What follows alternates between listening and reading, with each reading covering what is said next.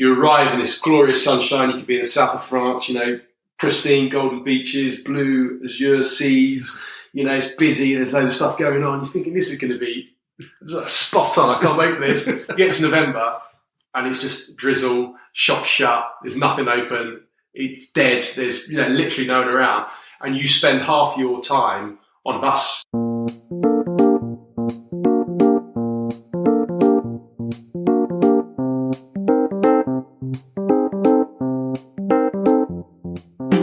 Hello amateurs, welcome to episode 29 of the Amateur Rugby Podcast, here to help soothe your Sunday morning hangover with some smooth rugby chat about the grassroots of the game. I'm your host Tim, and today I'm still in Quito, Ecuador, which has been locked down for 2 weeks now. There are certainly worse places I could be, and I hope your situation is bearable wherever you are. How fun was last week's episode with Piers Mitchell? Very good. Yes, it was very good, wasn't it? The section about club sustainability is going to be absolutely vital moving forward.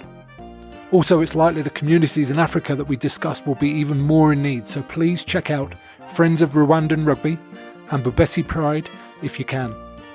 And if you haven't listened to Piers' episode yet, go and do it now. But my guest this week is the man of many nicknames, England's Sevens and Premiership player with Wasps and Worcester, Jonny Hylton.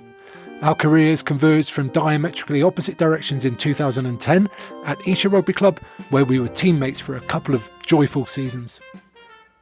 This interview was recorded in January of 2020, and we discussed Jonny's endless list of nicknames, what it was like to be a youngster at Wasps and being taken under the wing of then England fullback Josh Lewsey, the disappointment of being released as a 22-year-old and then being at a struggling Premiership club, fighting through injuries and desperately trying to get established. The incredible experience of playing for England Sevens during the absolute glory days under former guest and friend of the pod Mike Friday, and the decision to step down from full-time rugby and look ahead to a future career. All that, and there is some coaching chat as well. This one is a bit of a roller coaster, so buckle in tight, scream if you want to go faster, and please give it up for Jonny Hylton. Jonny Hylton, welcome to the Amateur Rugby Podcast. It's lovely to be here. Thank you for coming. My pleasure. Yeah. Now, we first met at Esher Rugby Club, where you had a mountain of nicknames. And I mean, rugby club nicknames are numerous anyway, but I'd like you to go through a few of yours if you don't mind. Well, I don't know, it must be my name Hylton, that I've always kind of acquired quite a few nicknames. Before Esher, there was Paris, obviously. And I didn't ever help myself because I used to dye my hair blonde as well. So there was a couple of similarities that I didn't really want. You kind of brought it on yourself a little bit. Yeah, exactly. Yeah, thanks to Italian guy. And so there was Paris. There was obviously Hilts and the ones that are connotations of your name.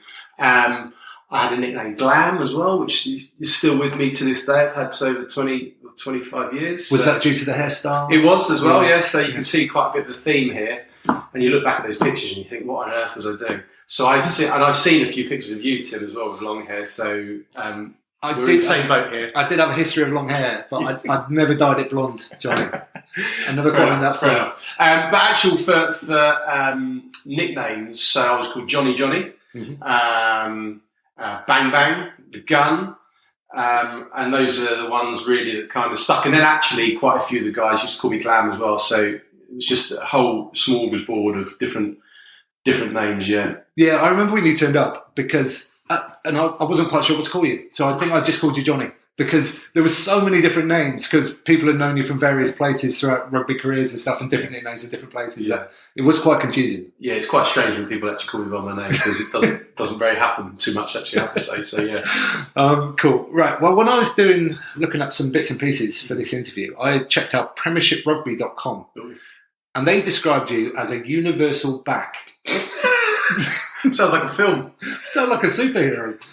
What does that mean to you? I have no idea. Maybe that's just kind of a copy and paste term for someone. They have no idea what they're talking about or how to fill that kind of bio. So a universal back. Well, I haven't really played on the wing or fullback. So I suppose, if you could stretch that to the universality of the back three, then yes, but I wasn't much more than that, I have to say. Very strange. It made me laugh when I saw it. Universal back. Yeah. But anyway, that was on premiershiprugby.com, and you play for a few Premiership sides. So I'm interested in just the whole experience as itself, of being a Premiership player, and then maybe delve into each of the clubs and some of the experiences you had. Yeah, so I was quite fortunate. I was a very pacey, quick lad, and one of the things that you can't ever teach, or you can kind of modify a little bit, is pace. And I was very fortunate to have that kind of in my locker. And I started off at Wasps, as they were London Wasps in the day. And this was the era of Delalio, Robert Howley, Alex King, Trevor Leota, Josh Lewsey, Kenny Logan. They were European champions. And I was initially I was a 20-year-old lad there, and I was actually at Loughborough University. So I was playing in the 21s league at Wasps. I was coming down twice a week. There's 3 or 4 of us. And after the first year, they offered me a full-time contract. So it was one of those things, just like, oh my God, kind of can't believe this is happening a little bit. It's all I ever wanted to do as a young kid growing up, just kind of little moments of your career. You remember one of them was being in the squad photo with all the big boys, and you're like, oh my, I'm literally at Admirals Park up at High Wycombe, the kit day, and you're going through that, and you realise that actually the squad is quite big. You've got a long way to go in this game, and it was a wonderful environment. Warren Gatland was head coach, so to be on the paddock with this type of quality sort of player and coaches, and Sean Edwards was there week in, week out, was absolutely brilliant. And I was very lucky actually at the time. So Josh Lewsey kind of took me under his wing a little bit, and I used to give him lifts home back to Putney, and I used to live in Balham. And after training, he used to say, right, come on, Hilts, we're going to go and do sort of 15, 20 minutes kicking. And this was at the time, he was, the current England fullback. And it was just, but to me, it was just, kind of Josh. Yeah. And I was very lucky to be able to even be associated and have him as a bit of a mentor. And actually, even to the point where he negotiated my last contract at Wasps when I was a 22-year-old. So, I'm ever thankful for him to what he did. And it was a time at the club where they were on a high. And I actually never played in the first team, but I was a prolific second team player, and even the second team was very, very strong. And it got to the point where, I kind of realised that I wasn't going to get a look in, and I'd like to say it was my choice leaving, but it wasn't. Gax called me into the office and he was like, "Hey, Johnny, we're not going to keep you, mate." And I was like, yeah, I can kind of see that. And you get to that point of the end of the season as a 22-year-old, and you're thinking, what am I going to do next? Am I going to give this another stab? Am I going to go back to university and complete my degree? Because I left Loughborough as well to do this. So there was all these things going around my head. Would I have to get like a normal job in brackets? And so I kind of had a chat with my agent, and because I was kind of untested at the senior level still, really, whilst I had all the ambitions of getting there, I actually went to Worcester on a trial. They gave us an 8-week trial. Right, and it was just the trial, no promise of anything. No, there was no promise of anything. So it was, a bit of kind of like sticking your balls on the line a little bit. Coming from that rock star world, even though, like you say, you hadn't actually, played a first team game, to be involved in that squad is still a big level of achievement. Well, but then clubs will say, "Well, is it?" Exactly, and I think there's a lot of players out there that are happy just to kind of collect the tracksuit and be a contact pad. I wanted to play, and I wasn't getting an opportunity. And I was looking at the back three that were there, all the universal backs that were there. Kenny Logan, Paul Sampson, Shane Royser, John Rudd, Josh Lewsey. The list went on and on and on. And I was thinking, well, there's either going to have to be a whole host of injuries, or have to be very fortunate, or I'm going to have to play out my skin to knock current internationals out of their spot. It was a trick. It was looking up a steep hill really. So anyway, the opportunity came to go and join Worcester on an 8-week trial because they had a guy called Nnamdi Ezaliki who was a rapid winger, and he had a knee injury. And they kind of got me in on a bit of cover, wanted to look at me. And actually, sadly for Nnamdi, he was out for quite a while. And so they said, well, actually, they signed us after a couple of weeks. But it was still, I didn't know what was going to happen after that period. And I ended up staying there for 3 years. And what it was great for me is because I played rugby and we were in what was Division 1 at the time, so it's now the Championship. And we went unbeaten through that season. We won 26 games out of 26. We got promoted into the Premiership. And, Worcester were quite famous for signing some big marquee players. They threw a bit of money around. They had a backer that was very passionate about the club, Cecil Duckworth, who invented the combi boiler. So he was, a local man that ploughed a lot of his hard-earned money into this, and they had all the facilities and the stadium and the crowds to go with it. But with that came a weight of expectation, and actually we got up into the Premiership and had 2 seasons in the Premiership, and like most things, didn't quite go to plan early on, where I tore my cruciate ligament at the last game in pre-season. I was on, in my own words, I was on fire. I was playing really well. I was due to start, and against Leinster at home, I'm trying to think of the big second row of the big ears, who's now the coach at Leinster, Leo Cullen. Is it Cullen?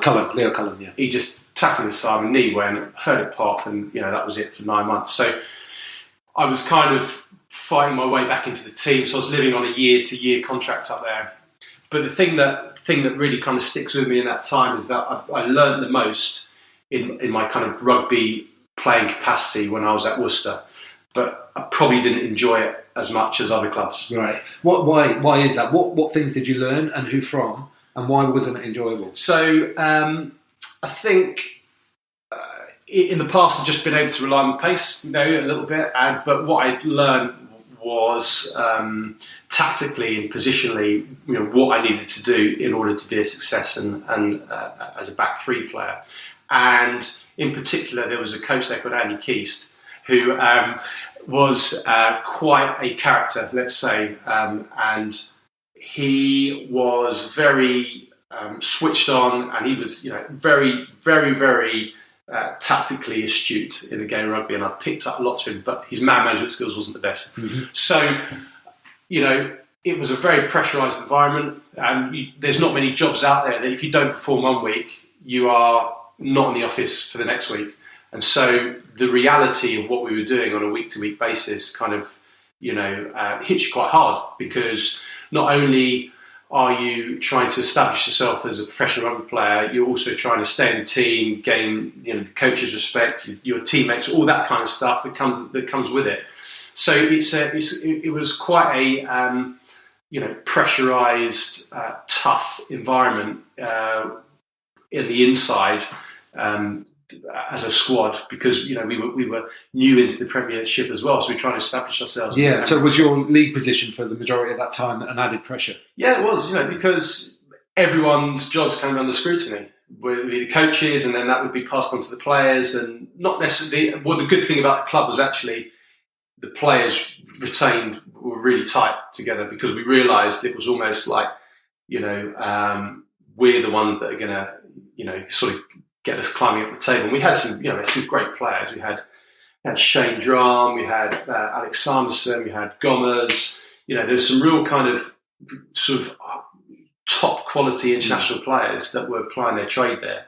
And it was great to be on the training pitch to them, just to see how they applied themselves and how they spoke and how they held themselves. So I found that time, actually being kind of 22 to 25, quite a key moment in my whole life, and actually just growing up as a not being a young kid anymore, and actually being this is really important, and you need to perform in order to achieve X, Y, and Z. So I suppose for those reasons, looking back, I should have just tried to not put as much pressure on myself and enjoy it a bit more. But hindsight's a very easy thing, to say that, I suppose. Yeah. It sounds like you've taken a lot from these experiences in terms of work ethic from Josh Lewsey, I guess, from what you said before. How did that influence you going forward? Did you then always look for opportunities to do extras and work out how you could be better yourself? Yeah, exactly. I always knew my weaknesses to my game, which I worked at. I did work at very much so, and in particular at Worcester, it would be somewhere where it wasn't a molly cuddling kind of culture. Your weaknesses would be worked on, and they would be scrutinised, and you'd be told what they were. So it wasn't kind of like, you're doing great at this, and this is great at that. There wasn't any of that. It was all, you need to get better at this, X, Y, and Z, tackling mostly. So we were identified as individual groups and individuals to work on those sectors to try and get the whole standard of the playing team up. So, there was always times where I was doing sessions off my own with other boys, grabbing them out. Can we do this? Can we do that? And working with coaches as well. It's something that, I was always trying to get better as a rugby player. And at that level, the slightest difference can make quite a large impact, because there's a lot of rugby players out there, and there's in some cases it's only the small things that actually make other people stand out to others. So, and that goes from scrummaging. You must have found that as well, looking at some of the props that have gone up through the ranks, and you've like, well, hang on a sec, I destroyed him in that game, or that must be something similar to you've experienced as well. Yeah, it does happen every now and again, but there's always a context, right, with these things, particularly in scrummaging. What pack were you a part of? How old were you that day compared to how old and the experience you have now? So there's certainly, some good guys that have gone on that I had favourable days against, but there's always this context involved. So I've always tried to be entirely respectful of that, because I've been on the other side of it as well. Yeah. And that's the life of a front rower. You all have your tough days. All have your tough days, particularly early on. Yeah. So Premiership rugby for me, like growing up and as a young man, and actually all the way through I was playing, just looked like the dream. But the way you've just described it there, like it sounds like it was, I'm sure there was a lot of good stuff as well, but also like a huge amount of stress and worry. I mean, the one thing that always reminds me, the season where I was fit, I started off in the team, and I played the first 5-6 games, I think, on the bounce. 80 minutes on the bounce. Yeah, we beat Sarries at home, we beat London Irish away. It was Worcester coming up. It was just like, these are all on games on TV, and I was playing it right. I wasn't, busting through tackles and making 100-yard breaks, but I was, making all my tackles. I was carrying. I was doing all the things that a winger you'd expect. And then the World Cup ended, and they signed a guy called Esher Rugby, who was a Tongan international winger, and he went straight into my spot. And he'd scored, a few tries in the World Cup, and it was like, again, where do you kind of go from that? And it was just, I could understand why they did it. They were always looking to, increase the competitive nature of the squad. But it was just another like kick in the nuts a little bit. It's like, right, okay, well, I wasn't doing too bad. And he was a good player. So again, hats off to him. He brought an added dimension to the squad that we didn't have. But he just, there's not many other industries where that happens, where, you're doing a good job, you're doing okay, and then someone just gets hired to do exactly your job. That you were doing last week, and because they're already perceived to be a different quality to you. So there's different ways of coping with that. But in the moment at the time, all you could do was just swallow the pill and just say, okay, well, I want to get back in the team. So it was an interesting time looking back at it. You don't really see it when you're involved and caught up in it. No, and I'm sure kind of supporters probably don't see that part of it either. They see the flashy new signing who's just scored a load of tries in the World Cup.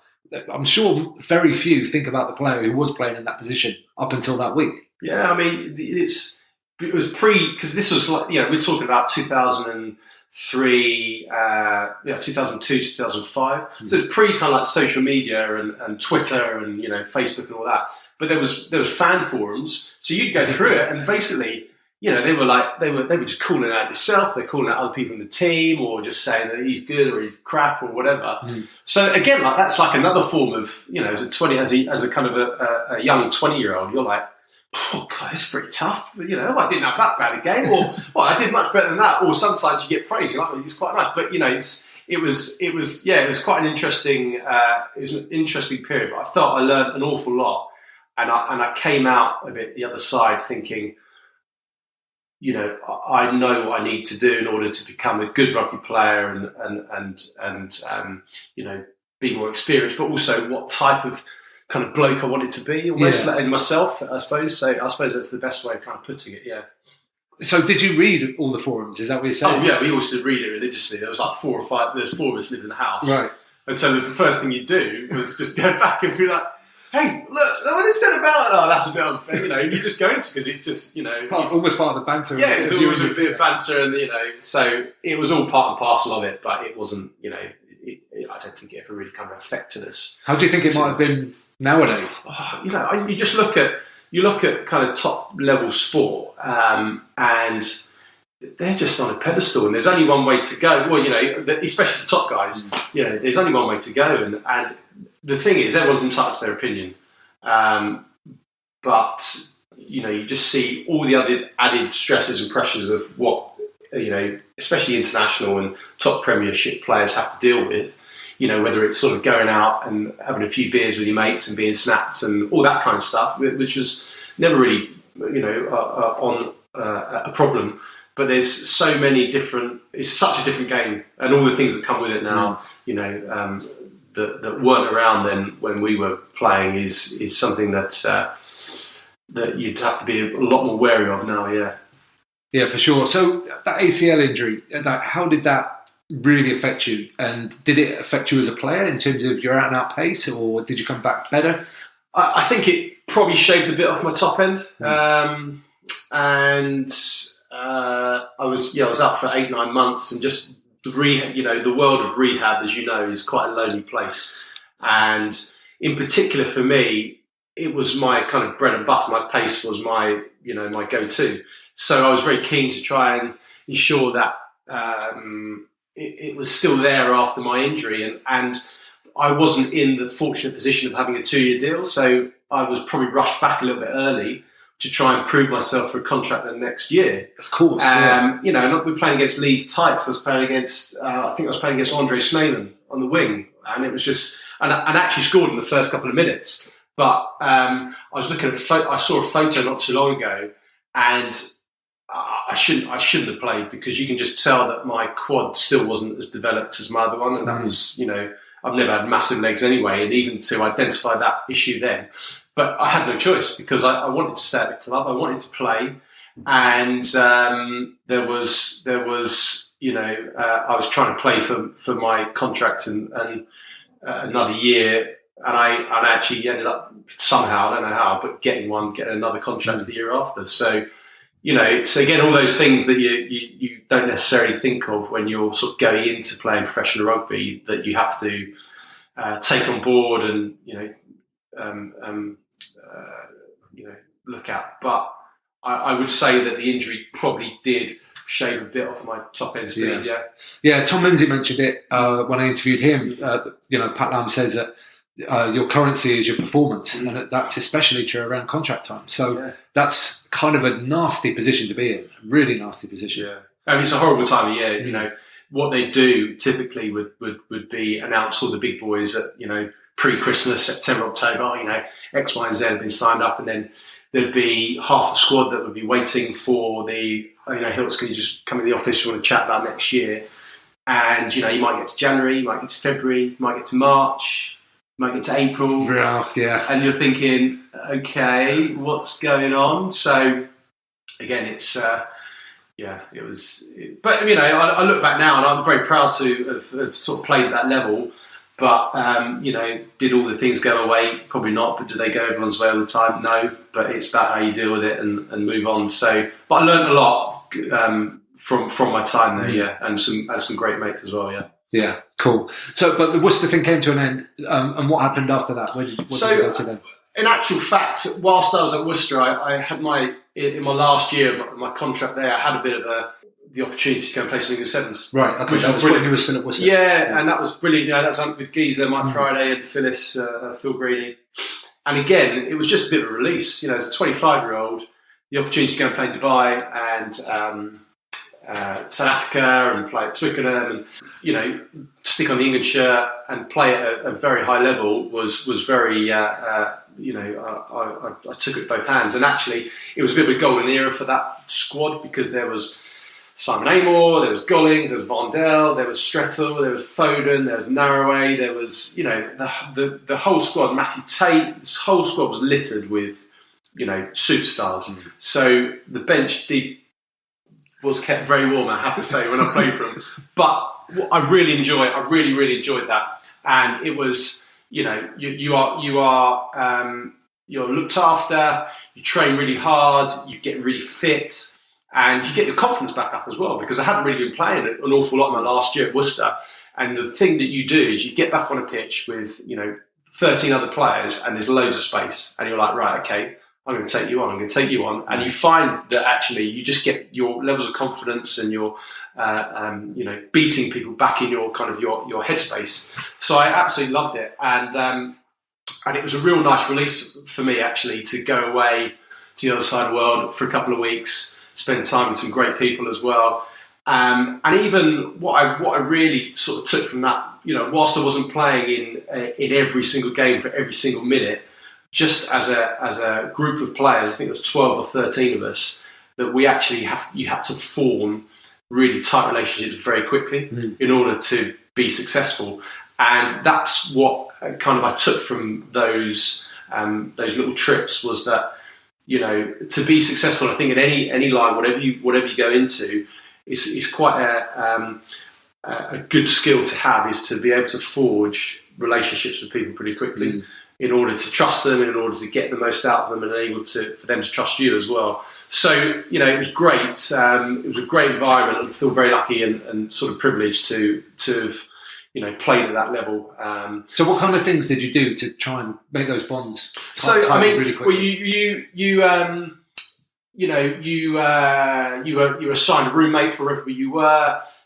So I think on one trip I was with Simon Amor, and another trip I was with memorable one. Yeah. But you just have to just throw yourself into it, Yeah. And it's almost even the guys that have played at that level. There's boys that were very experienced on the circuit and have played many tournaments and were big names in the world of sevens. But again, they're just like ordinary blokes. And it's just, right, well, how can I help you during training, or what do you need from me? So all those kind of things like doing extras and identifying weaknesses and strengths and things like that, it becomes ever more so sort of magnified in the game of sevens. So you have to work on it even more. So it was really good to, have the opportunity and the time, and the quality of the coaches and the whole backroom staff were absolutely first class, as you would expect, being from the RFU. So I learned an awful lot about sevens as well from Mike Friday and Geezer, and actually... Yeah, what kind of things? Because I'm interested. I've gone on record as saying he's the best coach I've ever had, but obviously that was, for me, only 15s. Yeah. I'm not a sevens exponent. But specifically sevens, I'd love to hear some stuff. I mean, I think the crossover in particular, Geezer's got really high standards, and that's the kind of the thing that is that everything's built from. It's like, if you put effort into this and you give it a good crack, and you listen to what I say, and you believe in what I say, and you trust what I say, then it will work. And actually, you look at that and you're like, right, okay, I completely understand where you're coming from. But in terms of sevens, it was a lot about was trust, individual trust of your role and the guy next to your role. Because sevens, it becomes so disjointed if one person jumps out the line or goes and does their own things. So that whole ethos of like, right, we're in this together. We have to retain whatever we're doing, stick together collectively, and even whilst you might necessarily think, well, I'm not going to do that because that's not necessarily a strong point in my game, but doing it to stick together as a team, was really, really vital. So I just, it's very difficult to kind of put a few specifics on, but I just suppose that whole defensive ethos of not doubling up on mistakes, not chasing people out your channel, things that maybe you'd go against from doing the 15s, but it just goes back to basic skills. It's like catching and passing, making the tackles, identifying space, and just hitting the ball at space. And so at pace. So it was all those kind of key core skills that were just showcased. And so we used to work a lot on that, which were just, whether you're 10 years old getting into the game or whether you're 38 coming to the end, nothing really changes. It's just executing skills under pressure when you're fatigued, time and time again. If you can do it in training, then, if you're on the 10th minute of injury time against Fiji in Dubai, again, with 25,000 people watching in the desert, then you can do it in that environment as well. So I suppose it was just that repetition that we picked up on, Yeah.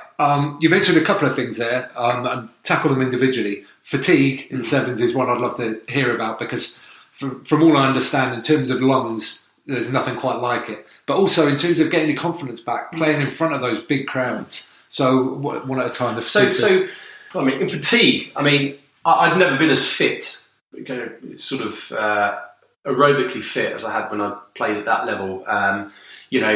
Every single session we were doing was you were kind of at your VO2 max, and even after the training session, you'd be doing extras with skills on top to ensure that that you're trying to replicate the environment that you were just going to go and play in. So if you play in Dubai, we were sticking bin bags underneath our shirts and really going at it to try and recreate what we were sort of going into. So in terms of physical fitness, I've never been as fit at that, and I just felt you feel a bit invincible as well, because you're playing with these guys that are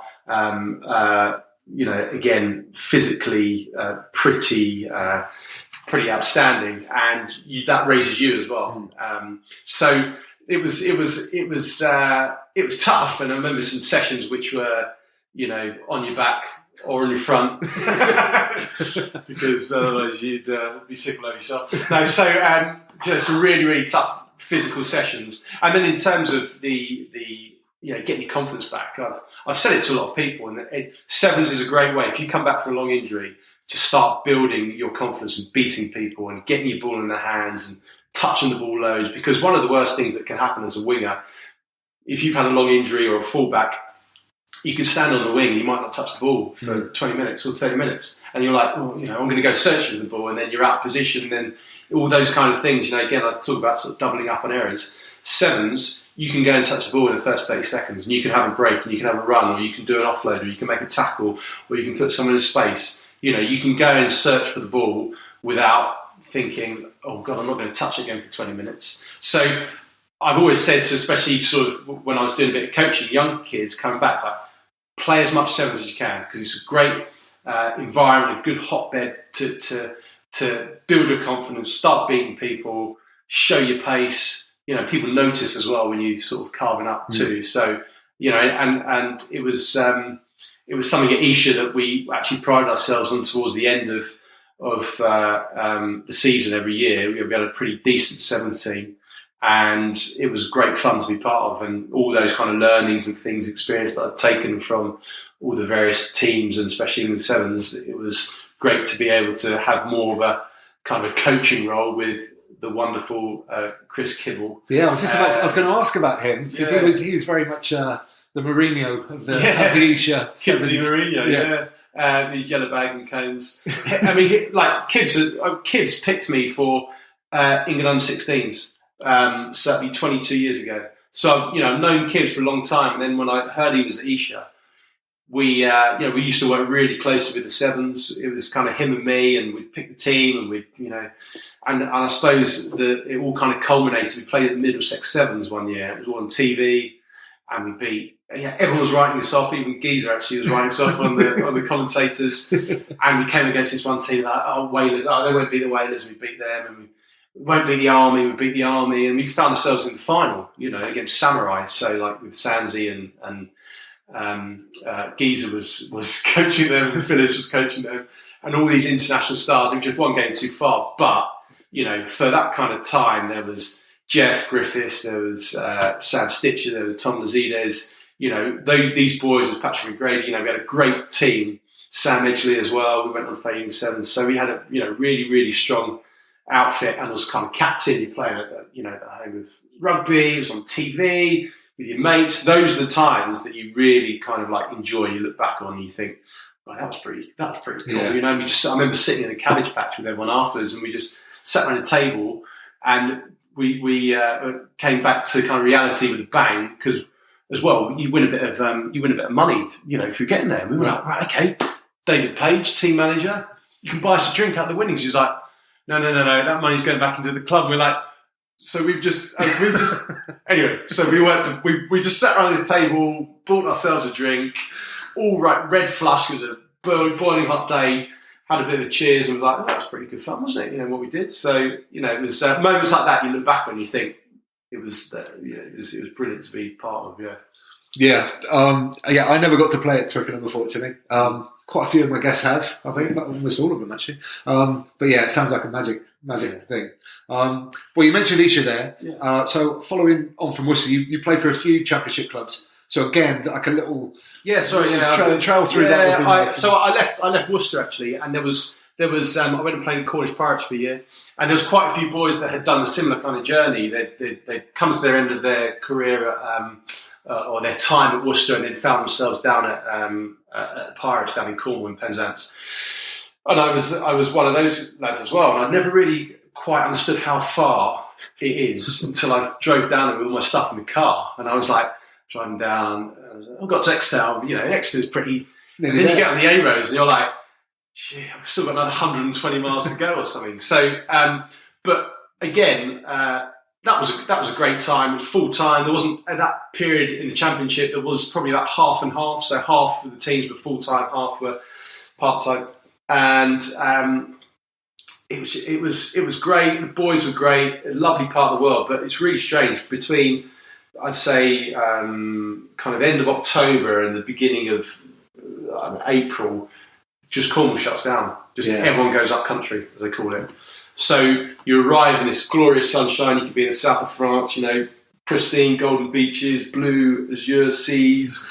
You know, it's busy. There's loads of stuff going on. You're thinking this is going to be spot on. I can't wait for this. You get to November, and it's just drizzle. Shop shut. There's nothing open. It's dead. There's literally no one around, and you spend half your time on a bus. You know, you're playing Leeds away one weekend, you played Doncaster away the weekend after. And in particular, I remember one time where they said, well, there's no point coming back. So we played Leeds one weekend on a Sunday, and then Doncaster the following Saturday. So there's no point coming back. So we spent the whole week in the Centre Parks training. It's brilliant, because the boys were like, well, let's go do a rehab session then down the slides. Woo! So, but that's what I like about rugby. It's like there's no airs and graces. It's just like, there's a field over there. Yeah. We've got a ball and some cones. We can go and do some line-outs for a session, whatever. So I was there for a year, and do you know what? I was like, I can only do this for a year. I can only do this travelling for a year. And they offered us another deal, and I actually moved up a little bit close. So I played for Newbury then. I went and played for Newbury for a couple of years, 3 years. But sorry, just going back to the Pirates, what was it like playing on that pitch? Because during the winter that gets pretty heavy down there at the Menay field, doesn't it? Yeah, so we trained there. We didn't actually play at the Menay. Oh, okay. We played at Camborne, okay, right. Which is pretty open and on a slope as well. So again, it was, you weren't sheltered by four stands around the pitch. It was, a temporary one. Both ends were open, gusty. So it was again a bit different to what certainly wasn't the flat level playing field in Dubai with the sort of sun in your back. But that was another sort of challenge as well. And then I moved to Newbury, and they were in the Championship at the time as well, and they were part time.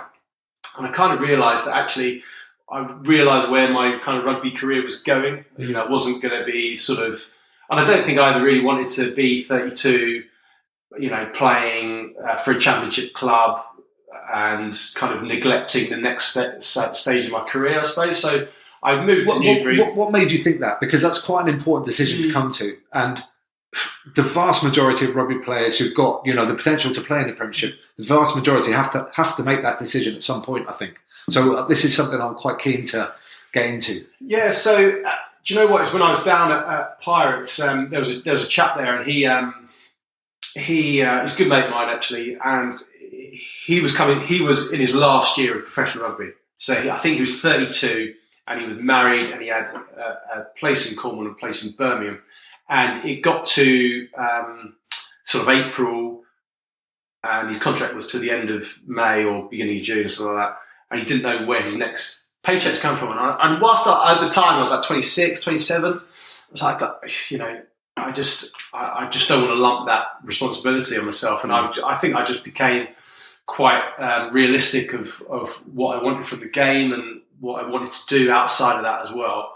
So I took the conscious decision to go and do some part-time rugby, but still play at a decent level, pick up a bit of pocket money and then start actually kind of learning the ways of work. Because by this time I was at 27, and you've never really done a proper day's work. You've not worked in an office, you've not, done anything like that. So you were a little bit wet behind the ears in that respect. Mm. And that's where, I think that's a lot of players won't necessarily look at that until they're a little bit, older. So I took the decision that, I kind of know where my career is going in terms of rugby. But I still want to try and play as high level possible.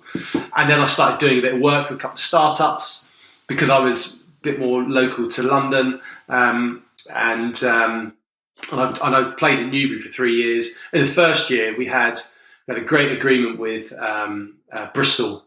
So we get loads of loan players from them. And we had a strong team. We had like Tim Walsh playing at 10. We had Andy Ray. There was, there's some really top quality players like Nathan Catt from Bath. So all these young guys that were quite, wanted to make their mark on rugby coming through. And it was a tough season because Northampton were in the Championship that year. So they had like Bruce Rahana and Carlos Spencer playing against us, which was great. Little old Newbury. We scored 4 tries against them actually. We got pumped, but we scored 4 tries against them. And then because I was on a 2-year deal or 3-year deal, I can't really remember. They got into quite financial difficulties, which you kind of see now. Again with some Championship clubs and Div 1, Div 2, and a lot of the boys left, and I stayed. So I was there for a couple more years. In the last year, it was tough. We were losing sort of 70-80-0 against Leeds and teams like this. And it was just like not really enjoying this. And I tried to make a stab at it, and we were getting some young guys in from various clubs, but it was a difficult time. And it's good to see now that actually they've come out of it again. They've gone down a few leagues, but I kind of think they're at the right level. And I think it was just too high level for them, really. So, I was there for quite a few years, 3 years, and then joined Esher. So I knew that there was a winger leaving. I'd left Esher, so I just called up Schmitty. Oh, is that how it happened? Yeah, right. Okay. So at this point, throughout my kind of career, you put your hands in your career in the hands of others in terms of agents, and do they necessarily do what's best for you? Probably not. They probably just look at what's out there and say, "Oh, this would be a good move for you," etc. So anyway, at this point, I was just like, right, I was like 28, and I was just like, I gave Schmidt a call, and I was like, I understand when your wings is leaving. Why don't we go for a beer and have a chat and talk about, I'd love to sort of join, Esher. I heard loads of good things about the club, and that's kind of where it went from. He kind of played this merry little dance for a while, in his negotiation skills, and we met for a couple of beers. And then, I was there for 4 years. Mm. So, and that period was brilliant.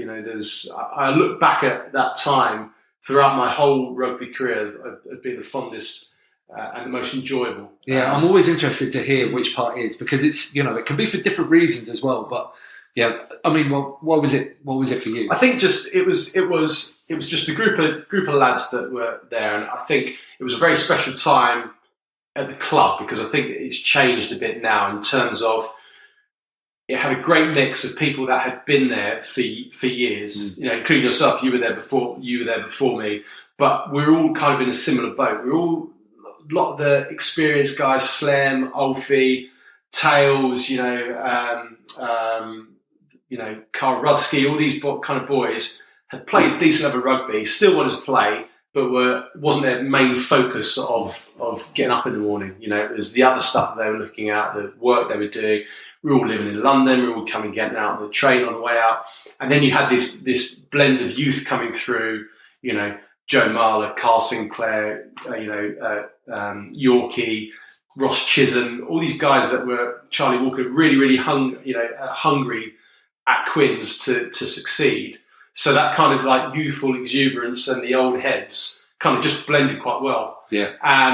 And you know, we had a couple of early successful seasons, and it's just, I don't know, I just really kind of played rugby, enjoyed the all the trappings that came with it in terms of, you know, having a few beers with the boys, and there was just a really good culture of kind of work hard, play hard there. Yeah, that seems to be the key thing. There's two strands to this, right? Isn't there? Really, it's kind of having good teammates and feeling like you're part of something fun that you want to be enjoying, and also something where you feel like you're achieving. Yeah. So it seems to be a combination of those two things, and when they collide, like you get that perfect scenario. You kind of get that sweet spot, you know. And actually, it was just a really nice environment that everyone was on the same page. It was really supportive. Everyone was, you know, everyone kind of had you back. It was, and I haven't really kind of experienced that on any other sort of club I've been at in such quantity. And to this day, you know, even 5-6 years on, we're all still sort of pretty close, and you know, can always call upon someone to have a beer or whatever it is. So yes, it's those relationships you look back on and think, you know, it was a great club and time of life. Yeah, for sure. Yeah, I completely agree. But like me, I went into coaching after I finished playing, and you did the same. And I think, I mean, our playing careers were diametrically opposite, but I think our coaching careers probably got a lot of similarities. So I'd be interested to hear how it went for you and how you got into the coaching game. So Old Relegation, which is the rugby club not far from where we sat here, you know, I've always been associated. I grew up, went to school in Reigate, and you know, sort of known a few players at the club there over time, and one of my good mates, Ed Bartlett, was the club captain there, and he just kind of said, like, "Hilton, how would you feel about coming down and doing a bit of coaching with the boys?" And at the time, I was just like, "Yeah, do you know what? I think I'm kind of ready. You know, my playing days have packed in a little bit. I could do a bit of player coaching, you know, try and offer some of the pearls of wisdom I've picked up over the years in terms of what I've learned, and I think I also used it as a bit of an opportunity to think maybe coaching something I want to go into. Maybe, you know, sort of played a bit of rugby. Maybe I could go in and do this as a bit of a job, so to speak. So it was a bit of a litmus test for me to see, right, okay, I'm going to give it a trial here. You know, if we can do something at Old Relegation, then maybe you could look to go and do something elsewhere. And I think I quickly realised that actually I was kind of, I'd done my rugby, you know, and actually it can be quite a selfish game. You know, it's all in for you. You don't get, you know, you're travelling away at the weekends and the evenings, and I just thought I'm done with that kind of level of rugby. So I was very happy to do the coaching at Old Relegation, and actually, I think looking back, I was thinking about this before you covered. Actually, you know, would I have done things differently? And actually, I think I was quite tough on them because I had quite high expectations of what I wanted to get from them. But you realise the demands that they're having are completely different to the ones that or to the issues that I was having as a player. So, you know, the key things like turning up for training, I would anticipate that would be a bolted on 100% norm.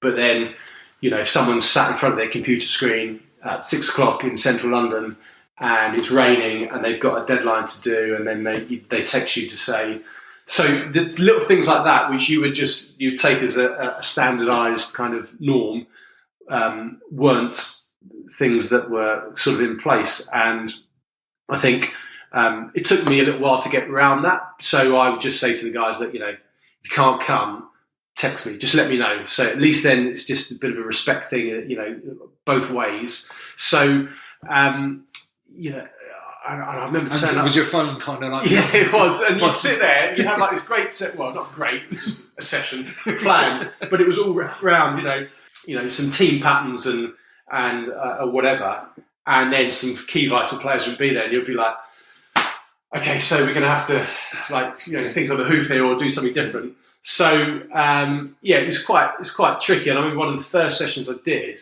was, I tried to make it as professional as I could in an amateur environment. And some people really like that, and some people didn't, because it's they just want to enjoy it. They want to play off scripts. They want to do all these things. But being kind of my background, I wanted to try and get the guys promoted and play at a high level possible.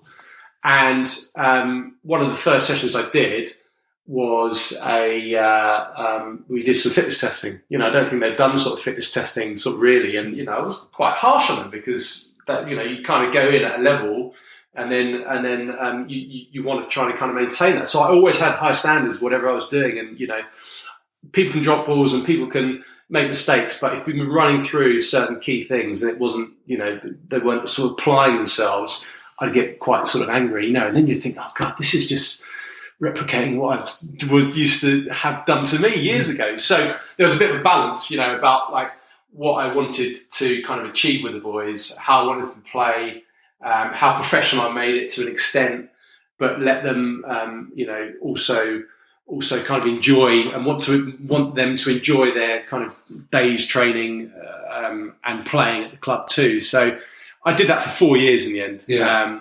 And again, with kind of married life and the boys coming along, it was time to kind of knock on the head. And I think a lot of the culture and a lot of the work that we've done is still in place now, which is good to see. And I still sort of go down there, but it was a bit of an eye opener as well. And those boys as well. I thought I was at a couple of rugby clubs that like their booze. Amateur rugby players are something else. They give us all a bad name. They're like, this is when people go, oh, you're a rugby player, you must... No, that's not... But they love a beer as well, so fair play to them. Yeah, it's interesting. A lot of the challenges you've just kind of described, I had exactly the same thing at Old Coff Fields, because we were playing it was the same level as rugby at the same time, just a different London league. And... see, if you ask all the players, the vast majority will say, yes, I want to be better. Yes, I want to put loads of effort in. Yes, I want to do all this kind of stuff. But that they're not quite aware of exactly what that entails. Yeah. And, especially yourself having played right at the top level, you do understand what that entails in terms of getting better. But so when you actually put that in front of them, quite often they'll go, oh, actually, I can't quite be bothered. Yeah. Does that mean coming Tuesday and Thursday? Yeah. It'd be like, but they'll, on a Saturday, they'll care like everything, and they'll put everything in, and they get really frustrated when things aren't going well. Yeah. So finding that balance, particularly coming from an elite sort of environment, to go and coach a slightly lower level is a really tough thing to do, I think. Yeah, but I think hopefully, if nothing else, I gave them a bit of insight or a bit of difference to the coaches they'd had in the past. So, if they picked up a couple of things and made a couple of, better players. And I remember I used to, for me, some of the most valuable lessons we used to do was video sessions. Right. Because actually, for a lot of players playing at kind of, Southwest 2, they don't see themselves playing video. So what they think they're doing is completely different to what they are actually doing. So I found those sessions, but again, I'd be quite harsh on those, because people would be sort of laughing and joking and say, oh, look at so-and-so. No, well, actually, look, what we're trying to do here, what are you doing? What is your role here at guard, let's say? And then sort of, not, asking them in the group, well, what's your role? And then people not understanding the role, like, how many times we worked on this, for example, but there was no greater lesson than watching someone or yourself playing on TV and thinking, oh, actually, do you know what? Yeah, I understand it now. I kind of get where you sort of going. Because we spoke about this actually at the time, didn't we? Because we actually talked over the telephone about, and one of the biggest challenges I always faced as a coach was recruitment and retention. And so how, as a coach, when you were coaching as well, was that a similar issue to you? Yeah, like recruitment was just basically who did anybody have any mates that could come down? We tried to get a pathway through the school and the minis and juniors, which over the time has produced quite a few players for the first team at Old Coff Fields. But But really, in terms of extras, it was really, have you got a mate? Really, that was all it was. And I think there must be better ways of doing it now in the modern era. I think it will always be a bit of a problem. It will always be a bit of a problem. And in particular for us, what we would do is try and pick up some uni guys. And the attractive option was that it's half an hour from London, and you can get into work, and and you can kind of stay out here. But then what would inevitably happen is that they'd be working in London, and then they'd kind of slowly drift away from coming to training, and then they'd join London Cornish, or they'd join London Exiles, or someone that was 20 minutes, and you can understand that. But I think gone are the days. There are a few clubs at this level that are able to field 4, 5, 6, 7, 8 teams, but those are few and far between. I think it is going to be a bit of a problem moving forward. You see, established clubs only being able to field 1 or 2 teams on a weekend, and I don't know how you get out of that. I don't know how you get out of that, because we'd lose players to better teams, and do you know what? I actually actively encouraged it. I said, "Look, go and play at the highest level you can, because you'll never know how good you can be unless you test yourself against better players." And there was a few that stood out, and I kind of pushed them away. Effectively, I said, "Go and play," because they may always come back, but unless if you kind of, they'll do what they want to do anyway. But I think that kind of recruitment and retention are vital, and I don't know how you go from being historically a 4 or 5, team club on a Saturday afternoon to 1 or 2. It's I think it starts. It's all looking at grassroots, but it's something that is way off my pay scale these days. Don't give too much thought to it, but I think it is an issue that needs to be sort of addressed, I'd say. Yeah. Talking about your pay scale, what are you up to nowadays? So I'm in the independent school sector. So I work at Reigate Grammar School, which is my old school, and I work in the foundation there. So I've been doing that for about five and a half years now. And I was very lucky to attend a private school. It's where I initially learned, first time picked up a rugby ball, really. So I've got a lot to kind of owe for it. Met a great lot of mates there. So basically the crux of what we do is we connect our relegation community, whether it's people that used to go to school, or parents, or former teachers, or governors, or whoever it is, someone with association with the school itself. We engage with them, we host loads of events, we do it all over the world, in Sydney, in New York, in all the hotspots around the globe where people sort of gravitate to. And we do a lot of philanthropic work. So we go out, we have a big campaign, a bursary campaign called Changing Lives campaign, and we go to local schools and children that have great potential, but not necessarily the funds or means to attend Reigate. And part of my work is going out to speak to individuals that have benefited from the opportunity of attending the school and saying that we've got this campaign, is something you want to support. So the school was holds a dear place in my heart, and it's something I'm very passionate about. And you see the impact of what you're doing. Do you see the kids coming through? Yeah, you do. Yeah, and you see, and some of the stories you hear. This is a nice area where we're in at the moment, but still there's pockets of poverty that are hidden. And I think that you get that anywhere in the country and the world as well. And actually, in other parts of the world, they're less hidden. But leafy Surrey, you wouldn't necessarily expect it. And some of the stories you hear are shocking. And it's about trying to sort of help these kids that are really bright, and they're bright in really, really tough circumstances. So all we just try to do is just give them a bit of a chance. And as going back to you see the change in these kids sort of walking around school and talking to their mates, or it could even be delivering a speech on speech day. It's something that they wouldn't have been doing a few years ago. So it's good, and I'm sort of proud to be doing it, really. Yeah, that sounds awesome. Yeah. And tying that back to rugby, did some of these kids then go on and start playing rugby for the first time as well? Yeah, exactly. So it's not necessarily rugby, it could be ultimate frisbee, chess, drama, music, it's anything, So, but it's it's providing with the opportunities to have a whole raft of new experiences they wouldn't experience. Whether it's going to Spain on a Spanish trip for a couple of days or anything like that. May have never left the country. So, but yeah, there's some kids that have gone on and there's one lad in particular who scored 5 tries in his first rugby game. He never played rugby before. Yeah. So, he might even be the next, Manu Tungalangi, you never know. Jonny Hylton. Well, I don't think anyone wants to be the next Jonny Hylton, so that's for sure. Oh, I'm not sure that's true, mate. Okay. Now, as a universal back, you must have been entirely aware of all the laws of rugby union. Oh, am I supposed to answer that? That was a question. Yes, right, yes. The ones that apply to me, yeah. Yeah, okay. Well, we'll set myself up here. So how would you rate your knowledge of the laws? 1 to 10, roughly. Well, I don't know. Okay, I'd say 7 or an 8. But it's been a while. I haven't played rugby for a bit. Laws are changing every week, and so yeah. Getting all your excuses in here. Yeah. Okay, well, with that in mind, Jonny Hylton, it's time to find out if you are a rugby law bore. Sir, are you sure that's correct? Here's your question. Hit me. Team A have a back sin binned. At the next scrum, they decide to remove their number 8 from the scrum to line up in the backs. Is it A, play on?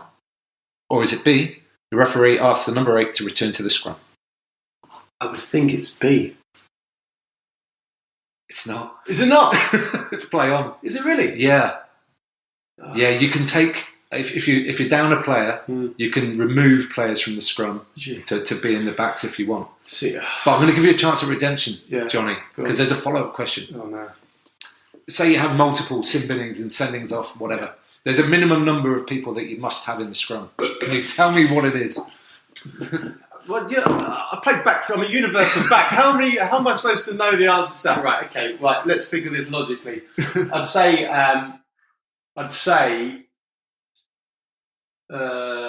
6. It's 5. I was going to say between 5 and 6. I was going to say, but I mean, see, like for me, my perspective, it was a good guess. Yeah, if one of our backs got taken off, I'd never depower the scrum. Right, so from that point of view, but tactically, it might be the right decision. Yeah, I suppose. But then set pieces where it all starts, isn't it, Tim? So, I don't know. I'd never depower the scrum, so I'm not arguing against the answer. I know I'm wrong. There you go. Oh, I'm sorry, Johnny. You're 2 times. Oh, no. 2 times not a rugby law ball. Yeah. Time to move on to the kick questions. What is your favourite bit of stash that you've ever received? So, I think, anything with a bit of colour. There was some lovely / horrific sevens kits at Esher, but in particular there was one really nice. I'm going off on one now. It was pink and white hoops training top at Esher. Do you remember that? I do remember. And they were really coveted by other teams actually. So and they had their initials on the side, and they were lovely. Even when we played against Saracens in a pre-season, do you remember that friendly away where we got absolutely drilled by 80 points? Yes, I do remember. They were Premiership champions. They were Premiership champions, yeah. And Mike Schmidt thought it would be a good idea to play them like last game before our league campaign at their home patch, losing with a massive crowd anyway. Short Brits came up and was just like, that's a really nice top. Why don't we stop? And I was like, no, I don't want any of that stuff. I'm keeping this. So something like, I'd say anything with a bit of pink, but that was something that sticks in my mind in particular. Yeah, very glam. What is your favourite kit of all time? So this could be any team from any era. Ooh, good question. I think probably I would say the old black and yellow London Wasps kit, just sort of like in the time of my career, I always wanted to get a shirt on, and it just holds kind of fond memories to me. So just the classic, I think Canterbury had a yellow collar, plain black shirt with the Wasps logo on, but just really plain simple. But during that golden era. Yeah. I know the one. Magna's sponsor. Yeah, that's right. Yeah, Magna's. Yeah. Good. Okay, and have you got any current stash crush, or alternatively, a kit that you think is horrific and should just be banished to the waste heap immediately? Currently, it's a difficult one. You know, there's. I was thinking about this, and do you know the one that keeps coming back to me? And it's not even a rugby kit, because you didn't say. Did you say rugby kit? I didn't say rugby. It's an Aston Villa football away kit, and it's like grey, red, and green. I look at it every time, and I'm just like, it's disgusting. So I know it's not. I like a bit of football every now and then. Yeah, that's fine. You know, kit. Yeah. Aston Villa away is just horrific. Have a look at it. This season is something else. You know, Quins have had a couple of fruity numbers recently, but they kind of got back to, you know, kind of traditional quarters. Yeah, but their away strip is horrific. Oh yeah, they've had a couple of the shockers. But yeah, currently Aston Villa second kit. This is the amateur football podcast, isn't it? Amateur sports. Yeah. / real life podcast. Yeah, something like that. Yeah. And on that note, Jonny, we're going to bring it to an end. So thank you so much, mate. It's been a real pleasure coming down here, seeing you in Reigate. If people want to get hold of you for any reason, how might they be able to do that? I would say that the best way would just be get me on LinkedIn. So Jonny Hylton, and Hylton's with Y. Is the good-looking chap with the profile picture, yeah. Blonde hair. Perfect, mate. Thank you so much. Pleasure. Cheers, mate. Thanks very much again to Jonny. It was really great catching up with him and chatting through his time in rugby. Hopefully there was something in there for you to take away as well. The cold facts are that very few people get to have an enjoyable, fulfilling and lengthy Premiership career. The vast majority of players who have Premiership potential will have a story similar to Jonny's. Hopefully the game doesn't break too many of them and they continue in rugby like Jonny did. Now, if you've enjoyed this podcast, you could rate and review on Apple Podcasts, but what I'd really like is if you could phone someone you know who loves rugby and tell them, whilst checking if they're okay and aren't feeling, too stir crazy or anything. I'll be back with you next week when my guest will be Andy Stevens. Andy, having never played the game as an adult, is now a full-time rugby coach. It's a fascinating and inspirational story. Subscribe to make sure you don't miss out. Whilst being holed up here in Quito, I managed to get an Instagram account set up for the podcast. Go and give it a follow at Amateur Rugby Podcast. I'm planning a whole lot of different content for that platform, so get in there early. Until next week, don't get out and play.